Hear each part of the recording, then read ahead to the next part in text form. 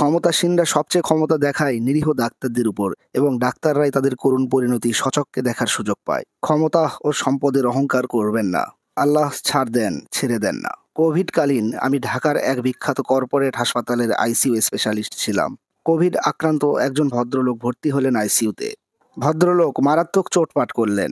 টাকা পয়সা, অর্থ, ক্ষমতা কোনো ইস্যুই না তখন ওনার কাছে। আমি যেদিন ওনাকে রোগী হিসেবে রিসিভ করেছিলাম সেদিন ওনার আচরণ আমাকে মারাত্মকভাবে ব্যথিত করেছিল। বড় জায়গা, কোটিপতিদের হিসাব নিকাশ, অনেক সময় চুপ থাকতে হয়। বড় লোকদের টুকটাক চিৎকার, গালমন্দ হজম করে ম্যানেজ করতে না পারাটাও কর্পোরেটে ডিসক্রেডিট হিসেবে গণ্য হয়। দিনের পর দিন উনি আস্তে আস্তে অক্সিজেনের উপর ডিপেন্ডেন্ট হয়ে গেলেন। পোস্ট কোভিড লাং ফাইব্রোসিস ওনার। হাই ফ্লো অক্সিজেন একটু খুললেই ওনার শ্বাসকষ্ট শুরু হয়। উনি দাপাতে থাকেন। ওনার জোড়া ফুসফুস তছনছ করে দিয়েছে কোভিড। দিনে দিনে ভদ্রলোক খুব চুপচাপ হয়ে যেতে লাগলেন। একদিন রাত 10টায় আইসিইউ রাউন্ডের সময় উনি আমাকে ইশারায় ডাকলেন। আমি বুঝলাম উনি কিছু বলতে চান। কাপা কাপা গলায় উনি বললেন, আসিফ, আমার গার্মেন্টসগুলোর লোন বাড়তে বাড়তে এখন প্রায় 100 কোটি টাকা। ছেলে কানাডা থেকে চলে এসেছে, লেখাপড়াই করে না। আমার 3 স্ত্রীর কেউই আর আমার সাথে এখন তেমন যোগাযোগ রাখে না। জীবনে বহু ভুল করেছি। উত্তরায় কিছু জায়গা দখল করেছিলাম। এর মধ্যে একজন মূল জায়গার মালিক মারা গেছেন। উনি আজীবন আমাকে অভিশাপ দিয়েছেন। আমি একের পর এক থ্রেট দিয়ে গিয়েছি ওনাকে। আহারে, কি করলাম আমি।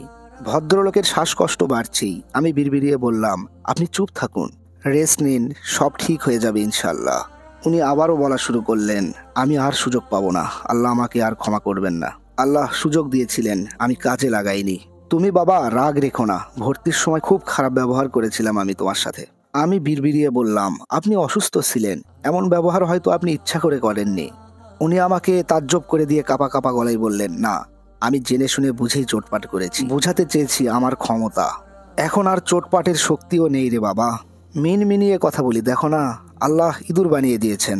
চেঁচিয়ে শব্দ তুলি, গলা দিয়ে আওয়াজই বের হয় না। ভদ্রলোক মারা গিয়েছিলেন কিছুদিন পরই। ঘটনাটা আমার হৃদয়ে দাগ কেটে দিয়েছে। প্রতিটা জিনিসের হিসেব হবে। যে হিসেবে অন্যের হক জড়িয়ে যায়, আল্লাহ খুব রুষ্ট হয়ে যান। আল্লাহ ছাড় দেন, ছেড়ে দেন না।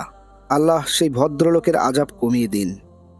শেষ সময়ে উনি আমাকে কিছু আমল বাতলে দিয়েছেন। আমি ওনার জন্য দোয়া করি, আমিন। আইসিইউ এর এই সত্য গল্প লিখেছেন ডাক্তার আসিফ সৈকত। মহান রাব্বুল আলামিন আমাদেরকে এই ঘটনা থেকে শিক্ষা নেওয়ার তৌফিক দান করুন, আমিন।